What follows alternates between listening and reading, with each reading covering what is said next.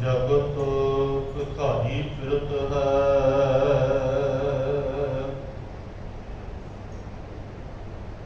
सबको दाता राम। कहो नानक मन सिमरतै, पूरन होवै काम। झूठै मान कहा करै,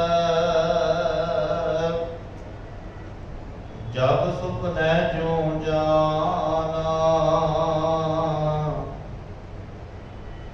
इनमें कछ तेरो नहीं, नानक कहो बखान। गर्भ करत है देह को, बिनसै छिन्मय मीत। जिन प्राणी हर जस कहयो, नानक तह जग जीता।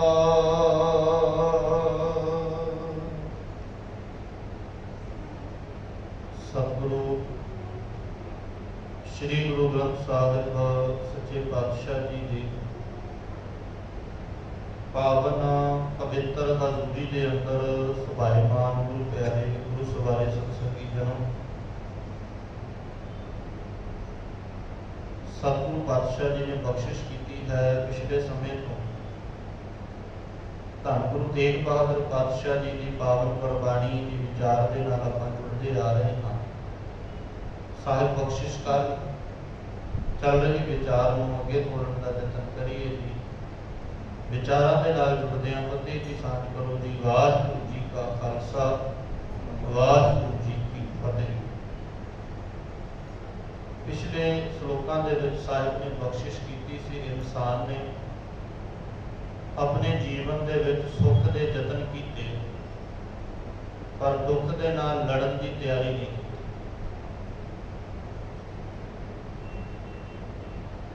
क्योंकि इंसान सिर्फ अपने वालों सुख की डिमांड रखता हुआ और यही सोचता रहा कि मैनू सुख ही मिलेगा, पर महाराज जी कहते हर भाव है सो होए। उसकी रजा के विच दुख भी आएगा, जो उन्होंने पाएगा वो प्राप्त होएगा। अज हजूर ने बख्शिश की है। महाराज कहते जगत भिखारी फिरत है, सबको दाता राम।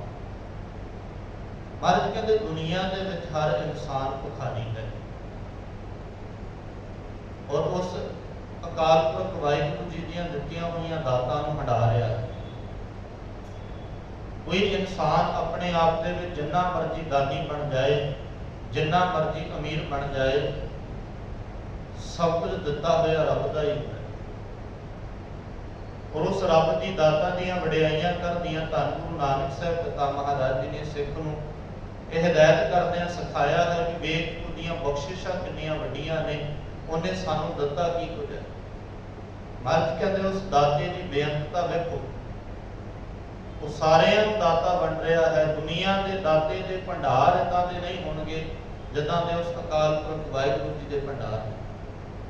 महाराज कहते उसकी वडियाई की है। साहिब ने जप बाणी दे विच उसकी वडियाई करदिआं सानू फरमाया। महाराज कहते सब तो वड्डी वडियाई उसदी है देंदा दे लैंदे थक पाए। देण वाला अज तक नहीं थकिया, लैण वाले दाता हंडा हंडा के उहदियां दातां नूं वरत वरत के थक गए, जिंदगी नूं हंडा के तुर गए, पर उहदियां दातां नहीं मुक्कियां। इन्ना बेअंत है वो। पर महाराज ने किते ना किते साडे जीवन दे विचों ये अहंकार नूं माण नूं दूर करन दे वास्ते ये पावन बचन सानू बख्शिश कीते ने। देखो दुनिया का एक दस्तूर है और ये अज तो नहीं है, सदियों तो चलता आ रहा। जदों तक दुनिया रहेगी चलेगा भी किसी के कोल ज़्यादा तो किसी कोल घट है। कोई दूजे दुनिया की नज़र के विच कहिए कोई अमीर है तो कोई गरीब है, पर ये इस गल का माण हो जाना भी मैं किसी को कुछ दे रहा, बड़ी वड्डी अज्ञानता होएगी। इंसान कई बार रब का शुक्र करना चाहिए भी चलो सानू इन्ने जोगे किया भी असीं किसी की मदद कर रहे, ਇਹਦੇ ਵਿੱਚ मेरा कोई माण नहीं जा मैं किसी को कुछ दे दिता तो मैं अपने आप को जतावा वेख्या मैं ना दिता तो कुछ बुरे भुखा ही मर जाना। सानू शायद भुलेखा पै जाता दुनिया के भी असीं कुछ असीं किसी को कुछ दे दईए किसी की मदद कर दईए तो भुलेखा पै जाता भी मैं बड़ा वड्डा हो गया। कई बार ये भी लग जाता भी मेरे करके दुनिया के लोग रोटी खा रहे हैं, मैं इन्हों दे रहे तो इन्हों का चुला चल रहा, जो मैं ना दवा तो इन्हों का की बनेगा। अज भी है दुनिया के बड़े लोग। महाराज कहते बड़ा बड़ा भुलेखा है। जे कोई इंसान किसी को दे रहा है ना तो वह भुलेखा है कि वह दे रहा है रब की सिर्फ एक खेड है। रब आप आके नहीं, रब साडे वालों सेवा करा रहे। शुक्र होना चाहिए भी असीं भी तो इस कतार के विच खड़े हो सकते हैं ना मंगण वास्ते। कोई वड्डी खेड नहीं, कोई वड्डी गल नहीं, जो चाहे तो कुछ भी कर सकता। जेड़ा वंडण वाला है रब ना करे कोई इदां दी खेड वापर जाए उन्होंने मंगता भी बना सकता, फिर की होएगा। इहनूं सगों रब के शुकराने दे विच लैना चाहिए भी इत्थे सारे ही भिखारी ने, मैं रब दे कोलों मंगदा ते रब दे कोलों मंग के लोकां नूं वंड दिंदा। साहिब ने अपने अंदरों माण भी इत्थे कोई भी दाता नहीं है, सारे ही। देखो बड़ा प्यारा बचन साहिब की बाणी ने जिथे महाराज सच्चे पातशाह जी कहते भी इत्थे सारे कतारा ला के झोलियां अट के खड़े, एक दाता सब मंगते भी जिहदे कोल धन नहीं है वह कुछ होर मंगदा, जिहदे कोल धन की घाट है वह धन मंगदा, जिहदे कोल बड़ा धन है तो कई बार रब ना करे जिहदे कोल शरीर तंदुरुस्ती नहीं है कहता धन तो बड़ा पर तंदुरुस्ती नहीं है, वो तंदुरुस्ती मंगदा। जिन्हों को सब कुछ और शांति भी मंगते। ये एक भाव होर है, महाराज जी कहते दाता वंडण वाला रब है, अमीर को भी वही देता ते गरीब को वही देता, कोई इंसान किसी को नहीं देता। महाराज कहते जे आस दे रब रहा तो आस भी रब तो रखो, बंदियां तो आस ना। बड़ी प्यारी इतिहास की गाथा होती है। बादशाह अकबर दे वेले दी इतिहास इस गल की सानू गवाही भरदा है। बादशाह अकबर बड़ा धर्म के नाल जुड़िया हुआ इंसान रहा, जिन्हें अपने जीवन के विच धार्मिक लोगों की संगत की ते हर धर्म नूं मजहब नूं ने प्यार। एक दिन अपने लो लश्कर के नाल तुरिया जा रहा है ते नगर तो बाहर नूं किसी साधु का डेरा लग्या हुआ नजर आया, वो झोंपड़ा दसिया। तुरे जाते प्यार से धार्मिक बंदे को बह के विचारा करन दा, तो गया तो विचारा कीतियां, गल्लां बातां कीतियां। बड़ा चंगा लगा बादशाह अकबर नूं भी कोई इन्ना धर्म की गल करन वाला, ईमान की गल करन वाला भी है। इन्ना चंगा लगता जदों भी समा बनना, जदों भी सबब बनना, उन्हें आके घंटियां की साधु के झुग्गे के आके झोंपड़े के बैठे रहना, गल्लां करते रहना। सुभावक है हिंदुस्तान का बादशाह किसी साधु के कोल आके घंटियां वधी बैठने ते चर्चा होनी तो आम जी गल है। सारे लोगों के विच अफवाह हो गई भी बड़ी पहुंच है जी साहब जी, लोग बड़ा मान सम्मान करन लग पे। समय के हिसाब के नाल चाल चलती गई थे इलाके के विच बारिश ना होने पैन करके काल पै गया, वो फसल उन्नी नहीं हुई जिन्नी होनी चाहिए है। जिहड़े किरती इंसान ने जिहड़े खेतीबाड़ी करके अपना खर्चा चलाउंदे, उन्होंने सिर के उत्ते एक भार आ गया। भार ये आया भी हुण टैक्स भी देना पएगा तो फसल भी इन्नी नहीं हुई। जे जिन्नी फसल हुई है तो टैक्स दे दिता, फिर साल भर की खावांगे।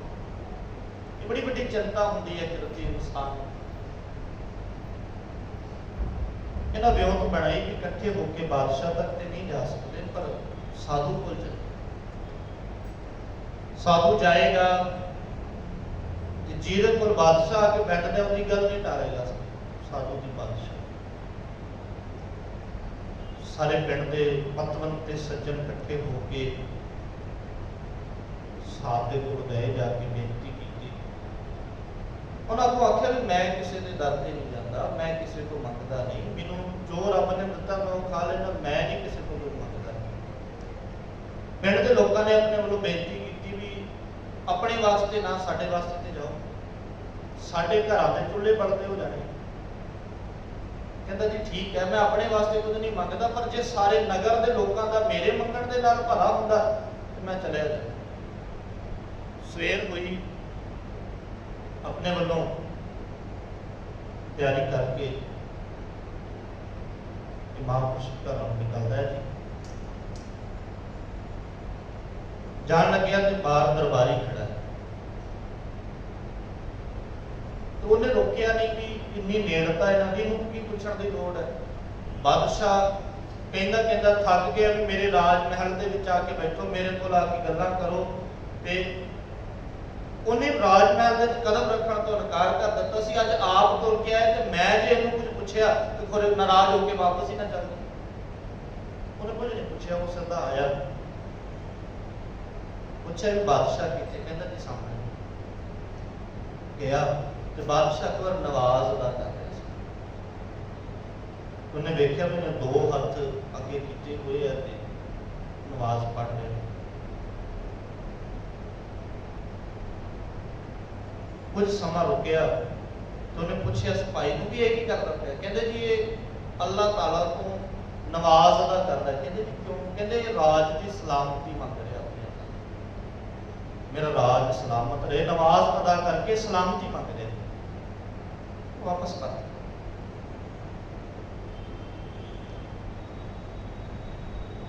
ਜਦੋਂ ਖੜਾਕ ਹੋਈ, ਪੈਰਾਂ ਦੀ ਆਵਾਜ਼ ਹੋਈ, ਪਤਾ ਤੇ ਲੱਗਾ ਸੀ ਬਾਦਸ਼ਾਹ ਨੂੰ ਵੀ ਕੋਈ ਆਇਆ। ਉਹਨੇ ਨਵਾਜ਼ ਅਦਾ ਕਰਨ ਤੋਂ ਬਾਅਦ ਪੁੱਛਿਆ ਕੌਣ ਆਇਆ ਸੀ? ਕਹਿੰਦੇ ਜੀ ਉਹ ਸਾਧੂ ਜਨ ਆਏ ਸੀ ਜਿਨ੍ਹਾਂ ਦੀ ਸੰਗਤ ਤੁਸੀਂ ਕਰਦੇ ਹੋ ਰੋਜ਼ ਜਾ ਕੇ। ਕਹਿੰਦੇ ਜੀ ਚਲੇ ਕਿਉਂ ਗਏ? ਦੱਸਿਆ। ਬਾਦਸ਼ਾਹ ਕੋਲ ਪਿੱਛੇ ਗਿਆ, ਪੁੱਛਿਆ ਵੀ ਕਾਰਨ ਕੀ ਹੈ? ਪਹਿਲੀ ਗੱਲ ਤੇ ਤੁਸੀਂ ਆਉਂਦੇ ਨਹੀਂ ਸੀ, ਜੇ ਆਏ ਤੇ ਬਿਨਾਂ ਮਿਲੇ ਕਿਉਂ ਤੁਰ ਪਏ? ਜਵਾਬ ਦਿੱਤਾ, ਕਹਿੰਦੇ ਮੈਂ ਤੇਰੇ ਕੋਲੋਂ ਕੁਝ ਮੰਗਣ ਦੇ ਵਾਸਤੇ ਆਇਆ ਸੀ। ਕਹਿੰਦੇ ਫਿਰ ਮੰਗਿਆ ਨਹੀਂ? ਕਹਿੰਦਾ ਮੈਂ ਮੰਗਿਆ ਇਸ ਕਰਕੇ ਨਹੀਂ ਕਿ ਮੈਂ ਮੰਗਤਿਆਂ ਕੋਲੋਂ ਨਹੀਂ ਮੰਗਿਆ।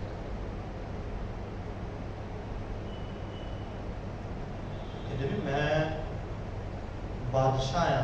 ਕਹਿੰਦਾ ਤੂੰ ਬਾਦਸ਼ਾਹ ਹੋਏਗਾ, ਮੈਂ ਹੁਣੇ ਵੇਖਿਆ ਵੀ ਤੂੰ ਕਿਸੇ ਦੇ ਅੱਗੇ ਆਪਣੇ ਹੱਥ ਅੱਡ ਕੇ ਸਲਾਮਤੀ ਮੰਗ ਰਿਹਾ ਸੀ। ਜੇ ਤੂੰ ਕਿਸੇ ਤੋਂ ਸਲਾਮਤੀ ਮੰਗ ਸਕਦਾ ਤੇ ਮੈਂ ਉਹਦੇ ਤੋਂ ਕਿਉਂ ਨਾ ਮੰਗਾ? ਜਦੋਂ ਤੂੰ ਮੰਗਦਾ ਮੈਂ ਤੇਰੇ ਤੋਂ ਕਿਉਂ ਮੰਗਾ? ਤੂੰ ਕਿਸੇ ਕੋਲੋਂ ਮੰਗ ਕੇ ਸਾਨੂੰ ਦੇ ਰਿਹਾ ਤੇ ਮੈਂ ਉਹਦੇ ਕੋਲੋਂ ਮੰਗਾਂਗਾ ਨਾ ਜਿਹਦੇ ਕੋਲੋਂ ਤੂੰ ਮੰਗਦਾ। ਭਿਖਾਰੀਆਂ ਦੇ ਕੋਲੋਂ ਕਾਹਦਾ ਕੀ ਮੰਗਣਾ? ਤਾਂ ਮਹਾਰਾਜ ਨੇ ਇਹ ਵਿਚਾਰਾਂ ਸਾਨੂੰ ਦਿੱਤੀਆਂ ਨੇ। ਹਰ ਇਨਸਾਨ ਦੁਨੀਆ ਦੇ ਵਿੱਚ ਭਿਖਾਰੀ ਹੈ, ਔਰ ਭਲਾਈ ਇਸੇ ਦੇ ਵਿੱਚ ਹੈ ਕਿ ਅਸੀਂ ਭਿਖਾਰੀ ਬਣ ਕੇ। ਜਿਸ ਦਿਨ ਕੋਈ ਇਨਸਾਨ ਦਾਤਾ ਬਣ ਗਿਆ, ਜਿਸ ਦਿਨ ਕਿਸੇ ਇਨਸਾਨ ਦੇ ਮਨ ਦੇ ਵਿੱਚ ਇਹ ਵਿਚਾਰ ਆ ਜਾਵੇ ਮੈਂ ਕੁਝ ਦੇਣਾ। ਦੇਖੋ ਰੱਬ ਦਾ ਸ਼ੁਕਰ ਹੈ, ਗੁਰਮਤ ਨੇ ਬੜਾ ਕੁਝ ਸਾਨੂੰ ਸਿਖਾਇਆ, ਬੜੀ ਸੋਝੀ ਦਿੱਤੀ ਹੈ। ਇੱਥੇ ਮਹਾਰਾਜ ਨੇ ਗਿਣਤੀ ਉਹਨਾਂ ਦੀ ਕੀਤੀ ਹੈ ਜਿਹੜੇ ਝੋਲੀ ਅੱਡ ਕੇ ਆਏ, ਜਿਨ੍ਹਾਂ ਨੇ ਝੋਲੀ ਅੱਡ ਕੇ ਮਹਾਰਾਜ ਤੋਂ ਬਖਸ਼ਿਸ਼ਾਂ ਲੈ ਲਈਆਂ। ਜਿਹੜੇ ਦਾਤੇ ਬਣ ਕੇ ਆਏ ਉਹਨਾਂ ਨੂੰ ਇਸ ਦਰ ਦੇ ਨਾ ਕਦੇ ਢੋਈ ਮਿਲੀ ਤੇ ਨਾ ਮਿਲੇ। ਤੁਸੀਂ ਜਦੋਂ ਦੁਨੀਆ ਦੇ ਵਿੱਚ ਵਿਚਰਦੇ ਹੋ ਤੇ ਜਿਹੜੇ ਬਾਕੀ ਮਜ਼ਹਬ ਨੇ, ਸਾਰੇ ਮਜ਼ਹਬਾਂ ਦਾ, ਸਾਰਿਆਂ ਦਾ ਧਰਮ ਸਥਾਨਾਂ ਦਾ ਸਤਿਕਾਰ ਹੈ, ਪਰ ਉੱਥੇ ਇੱਕ ਚੀਜ਼ ਤੁਹਾਨੂੰ ਲਿਖੀ ਹੋਈ ਮਿਲਦੀ ਹੈ ਜਿਹੜੀ ਧਾਰਮਿਕ ਸਥਾਨਾਂ ਤੇ ਨਹੀਂ ਹੋਣੀ ਚਾਹੀਦੀ। ਜਿਹੜੀ ਗੋਲਕ ਰੱਖੀ ਹੁੰਦੀ ਹੈ ਨਾ, ਭਾਵੇਂ ਕੋਈ ਵੀ ਧਾਰਮਿਕ ਸਥਾਨ ਹੋਵੇ, ਮੈਂ ਇੱਥੇ ਨਾਮ ਨਹੀਂ ਲੈਣਾ ਚਾਹੁੰਦਾ, ਉੱਥੇ ਲਿਖਿਆ ਹੁੰਦਾ ਦਾਨ ਪਾਤਰ। ਤੁਸੀਂ ਵੇਖਿਆ ਹੋਵੇ, ਇਹ ਬੜਾ ਵੱਡਾ ਭੁਲੇਖਾ ਹੈ। ਦਾਨ ਪਾਤਰ ਜਿੱਥੇ ਰੱਬ ਦੇ ਦਰ ਤੇ। ਸਤ ਸੰਗਤ, ਜਿੱਥੋਂ ਤੁਸੀਂ ਕੁਝ ਮੰਗਦੇ ਹੋ ਨਾ, ਉੱਥੇ ਦਾਨ ਨਹੀਂ ਕੀਤਾ ਜਾ ਸਕਦਾ। गुरुद्वारे आके कोई इंसान इस गल का दावा करे ना जी मैं दान किया है, मैं ये दान कर दिता, तो सरासर अज्ञानता होएगी। दान उन्होंने किया जाता जिहड़े मंगते होण, दान उन्होंने दिता जाता जिहड़े अपने तो छोटे होण। इत्थे दान नहीं चलता जी। गुरु घर दे विच भेटा हो सकती है भी असीं अपने वालों तेरे दिते हुए दे विचों तैनूं भेटा दे रहे हैं। और मैं पिछले दिन एक बेनती तुहाडे नाल साझी कीती सी भी मता कदे ये सोचिओ भी असीं अपनी कमाई दे विचों रब दी दित्ती हुई बख्शिश दे विचों जे असीं गोलक दे विच आके पैसा पा रहे हैं ते असीं गुरु नूं कुछ दे रहे हैं। नहीं, साडे पैसे दी गुरु नूं लोड़ नहीं है जी, बिल्कुल नहीं। इस पैसे की लोड़ गुरु घर के प्रबंध नूं है। इस पैसे के नाल गुरु घर का प्रबंध चलेगा। गुरु नूं पैसे की कोई लोड़ नहीं है, गुरु नूं माया की लोड़ नहीं है, गुरु माया का भुखा नहीं है। तुहाडे सारिਆਂ ਦੇ सहयोग के नाल सारे जिहड़े प्रबंध ने ये चलते हैं, शुरू तो चलते आए ने, अज तो नहीं चलते। गुरु नानक साहब पिता महाराज जी के समय तो अज तक किसी तरीके के नाल चलते आए। ना गुरु नानक साहब ने अपने निजी हितों के वास्ते गुरु की गोलक चो पैसा वरत्या ते ना अज गुरु साहब अपने निजी हितों के वास्ते गुरु की गोलक चो पैसा वरत्या। ये तो महाराज कहते सारिਆਂ ਦੇ वास्ते साझा है। खैर गुरु पातशाह जी ने कृपा की, इत्थे हर इंसान मंगता है ते भलाई इहदे विच है कि मंगता बन के रहे। जगत भखारी फिरत है, सबको दाता राम, कहो नानक तो मन सिमरत है। जिहड़ा सारिਆਂ ਨੂੰ दाता वंड रहा है, जिहड़ा सारिਆਂ ਨੂੰ दाता दे रहा है, महाराज कहते उन्होंने सिमर, ते उन्होंने सिमर के की होएगा? पूरन होवे काम, तेरा रब दे मिलाप वाला काम पूरा हो जाएगा। जदों तक बंदियां दे पिछे तुरिया रहा ते महाराज ने कहा सी मानू की टेक वृथी सब जान। देना कौन है? देवन को एक है भगवान, बंदा नहीं देता, एक रब सारिਆਂ ਨੂੰ दे दे। हजूर पातशाह जी ने बख्शिश की। महाराज कहते झूठा मान कहाँ करे। झूठे इंसान किहड़ी गल दा मान लेके बैठा, तू तो भिखारी, मान किहड़ी गल दा? कहना प्यारा बचन है। सिद्ध तौर पर महाराज ने कहा झूठिया काहदा मान, जिस दे जे अर्थ करिए जिन्ना कुछ तेरे कोल है, हजूर कहते झूठा है, मान कहाँ करे। जग सुपना जो जान, जिहदे उत्ते मान करके बैठा ना, सिर्फ एक सुपना है। पिछे महाराज ने वचन सानू बख्शिश कीते सी, इंसान तेरे वास्ते जगत सारा सुपने की नहीं। जदों तक अख नहीं खुली उदों तक बड़ा चंगा लगता, तो जदों अख खुल जाए तो वही सुपना खुद नूं डरा के रख देता, बंदे दे अंदर नूं तोड़ के रख देता। बस यही महाराज कहते दुनिया की खेड है। जदों इन्हें एक सुपना समझ के तुर के रखेगा भी ठीक है, जदों तक है, जदों तक बिनस गया तो बिनस गया। हजूर ने बख्शिश की इनमें कछ तेरो नहीं। कादे विच जो कुछ भी तू वेख रहा है ना, महाराज कहते इन्हां दे विच कख भी तेरा नहीं है, ते है ही है तेरे वास्ते, है साडे वास्ते पर साडा नहीं है। मानना असी है पर असी हक नहीं जता सकते। सारा कुछ रब ने बनाया तो साडे वास्ते ही है ना, भावें वो परिवार होवे, भावें खाण दे पदार्थ हो, भावें कपड़े होण पाउण दे, सारा कुछ है साडा ही। महाराज कहते जिस दिन हक जताया उस दिन अज्ञानता होएगी, क्योंकि बड़े बड़े आए। बाबा फरीद साहब कहते ना, फरीदा जित आसन हम बैठे किते बैस गए। कला मैं नहीं, जिथे मैं आ इत्थे पहला भी करोड़ा बैठे सी, ते जदों मैं नहीं होवांगा तो मेरे तो बाद भी कोई आके बैठेगा। दुनिया का यह भुलेखा बड़ा बड़ा है कि मेरे तो बिना नहीं होएगा, पर महाराज कहते ना, ये दुनिया चलती आई है तो चलती रहेगी। साहब ने बख्शिश की इनमें कछ तेरो नहीं, इस दुनिया के हकीकत तेरा अपना कोई नहीं है। जिन्होंने हजूर ने कहा सी कोई जाने ਕਵਨ ਇਹਾਂ ਜਗਮੀਤ, ਤੈਨੂੰ ਇਸ ਗੱਲ ਦਾ ਗਿਆਨ ਹੈ ਤੇਰਾ ਨਾਲ ਨਿਭਣ ਵਾਲਾ ਕੌਣ ਹੈ? ਤੇ ਮਹਾਰਾਜ ਕਹਿੰਦੇ ਹਾਂ, ਜਿਸ ਹੋਏ ਕਿਰਪਾਲ ਸੋਈ ਬਿਦ ਬੁੱਝੈ ਤਾਕੀ ਨਿਰਮਲ ਰੀਤ। ਜਦੋਂ ਤੇ ਗੁਰੂ ਕਿਰਪਾਲੂ ਹੋਵੇ ਉਹਨੂੰ ਇਸ ਗੱਲ ਦੀ ਸਮਝ ਆਉਂਦੀ ਹੈ। ਇਨ ਮੈਂ ਕਛ ਤੇਰੋ ਨਹੀਂ ਨਾਨਕ ਕਹਿਓ ਬਖਾਨ। ਗੁਰੂ ਤੇਗ ਬਹਾਦਰ ਸਾਹਿਬ ਕਹਿੰਦੇ ਤੈਨੂੰ ਇਹ ਗੱਲ ਮੈਂ ਦੱਸ ਰਿਹਾ, ਇਹਦੇ ਵਿੱਚ ਤੇਰਾ ਕੁਝ ਵੀ ਨਹੀਂ ਹੈ, ਵਿਚਾਰ ਮੈਂ ਤੈਨੂੰ ਬਿਆਨ ਕੀਤੀ ਹੈ। ਕੋਈ ਇਨਸਾਨ ਨੂੰ ਦਾਵਾ ਕਰਕੇ ਕਹੇਗਾ ਕੁਝ ਵੀ ਮੇਰਾ ਨਾ ਹੋਵੇ ਜੀ, ਸਰੀਰ ਤੇ ਮੇਰਾ ਆਪਣਾ ਹੈ। ਕਿਤੇ ਇੱਕ ਇੱਕ ਸ਼ਲੋਕ ਦੀ ਕੜੀ ਆਪਸ ਤੇ ਜੁੜੀ ਹੋਈ ਹੈ। ਪਹਿਲਾਂ ਮਹਾਰਾਜ ਕਹਿੰਦੇ ਮਾਣ ਨਾ ਕਰੀ, ਕੱਖ ਵੀ ਤੇਰਾ ਨਹੀਂ ਹੈ। ਤੇ ਬੰਦਾ ਕਹੇਗਾ ਚਲੋ ਤੁਸੀਂ ਪਰਿਵਾਰ ਦੀ ਗੱਲ ਛੱਡੋ ਜੀ, ਧਨ ਸੰਪत्ति ਦੀ ਗੱਲ ਛੱਡੋ, ਸਰੀਰ ਤੇ ਮੇਰਾ ਆਪਣਾ ਹੈ। ਮਹਾਰਾਜ ਨੇ ਅੱਗੇ ਸ਼ਲੋਕ ਦੇ ਵਿਚਾਰ ਬਖਸ਼ਿਸ਼ ਕੀਤੀ। ਮਹਾਰਾਜ ਕਹਿੰਦੇ ਗਰਭ ਕਰਤ ਹੈ ਦੇਹ, ਸਰੀਰ ਦਾ ਮਾਣ ਕਰਕੇ ਬੈਠਾ। ਬਿਨ ਸੈ ਛਿਨ ਮੈਂ ਮੀਤ, ਮਿੱਤਰਾ ਇੱਕ ਪਲ ਨਹੀਂ ਲੱਗਣਾ ਵੈਸੇ।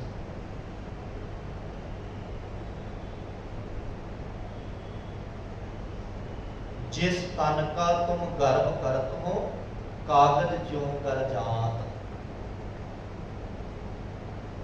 ਕਾਗਜ਼ ਦੇ ਉੱਤੇ ਪਾਣੀ ਦੀ ਬੂੰਦ ਪਵੇ ਨਾ, ਉੱਥੋਂ ਹੀ ਖਤਮ ਹੈ। ਮਤ ਕਹਿੰਦੇ ਇਹ ਹੈ ਕੱਚੀ ਦੇ। ਬਾਣੀ ਨੇ ਆਖਿਆ ਕੱਚੀ ਦੇ, ਜਦ ਕੱਚਾ ਘੜਾ ਗਿਆ। ਮਹਾਰਾਜ ਕਹਿੰਦੇ ਕਿਆ ਵਿਸਾਸਾ ਇਸ ਭਾਂਡੇ ਕਾ, ਕਿਤਨਕ ਲਾਗੇ ਠਨਕਾ। ਇਸ ਭਾਂਡੇ ਦਾ ਕੋਈ ਵਿਸਾਸਾ ਨਹੀਂ ਹੈਗਾ। ਕੋਈ ਵਿਸਾਸੇ ਦਾ ਭਾਵ ਹੁੰਦਾ ਭਰੋਸਾ, ਯਕੀਨ। ਬਿਲਕੁਲ ਵੀ ਭਰੋਸਾ ਨਹੀਂ ਕੀਤਾ ਜਾ ਸਕਦਾ ਕਦੋਂ ਠੇਡਾ ਵੱਜ ਜਾਏ ਤੇ ਕਦੋਂ ਖਿਸਕ ਜਾਏ। ਸਰੀਰ ਆਪਣੇ ਆਪ ਦੇ ਵਿੱਚ ਸਤ ਸੰਗਤ ਕੁਝ ਵੀ ਨਹੀਂ ਹੈ। ਸਰੀਰ ਕੁਝ ਵੀ ਨਹੀਂ।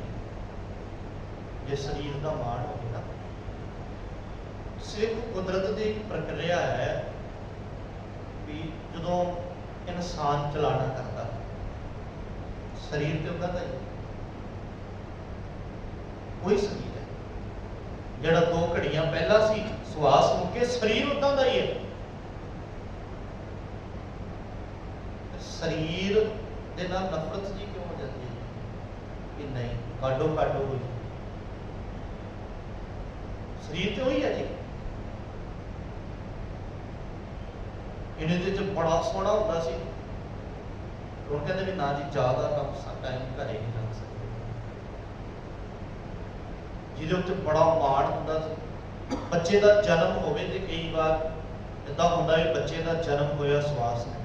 ਸਰੀਰ ਤੇ ਹੈਗਾ ਨਾ, ਸਵਾਸ ਨਹੀਂ ਹੈ। ਸਾਨੂੰ ਨਹੀਂ ਚਾਹੀਦਾ ਇਹ ਸਵਾਸ ਹੈ।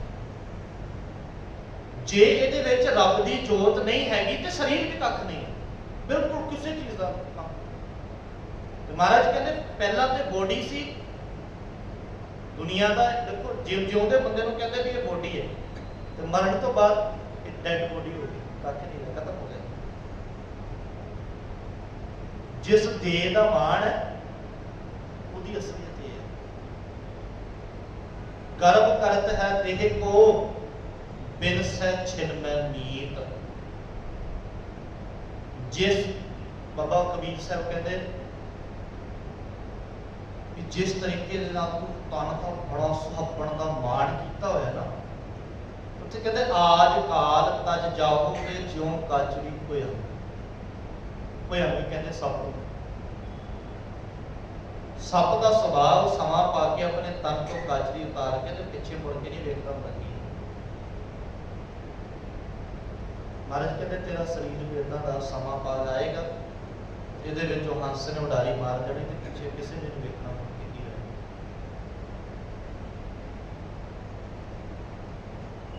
ਮਹਾਰਾਜ ਕਹਿੰਦੇ ਫਿਰ ਕੀਮਤ ਕਾਹਦੀ ਪਏਗੀ ਜੀ, ਜੇ ਸਰੀਰ ਦੀ ਕੀਮਤ ਨਹੀਂ ਹੈ। ਗਰਭ ਕਰਤ ਹੈ ਦੇਹ ਕੋ, ਬਿਨ ਸੈ ਛਿਨ ਮੈਂ ਨੀਤ। ਤੇ ਹਜ਼ੂਰ ਕਹਿੰਦੇ ਜਹ ਪ੍ਰਾਨੀ ਹਰ ਜਸ ਕਹਿਓ। ਜਿਸ ਇਨਸਾਨ ਨੇ, ਜਿਸ ਪ੍ਰਾਨੀ ਨੇ ਹਰੀ ਦਾ ਜਸ ਕਹਿਆ, ਹਰੀ ਦਾ ਜਸ ਕੀਤਾ, ਤੇ ਕੀ ਹੋਇਆ? ਮਹਾਰਾਜ ਕਹਿੰਦੇ ਨਾਨਕ ਤਹਿ ਜਗ ਜੀਤ, ਉਹ ਜਗਤ ਨੂੰ ਜਿੱਤ ਕੇ ਗਿਆ। एक हार के गए जिन्हों ने सिर्फ तन का मान किया। मतलब कहते जिन्हों ने इस तन के राही रब को ध्या लिया वो जित के गए। वो तन तक नहीं, वो रब तक पहुंच गए। धन सतगुरु गुरु ग्रंथ साहिब पिता महाराज जी बख्शिश कर असी भी तन तो उपर उठ के मन को पवित्र करते रात भी जो मन पवित्र हो गया तो तन ने आपे कार्य लग जाना। भुला गलतियां की क्षमा। वाहिगुरू जी का खालसा वाहिगुरू जी की फतेह। वाहिगुरू साहिब जी।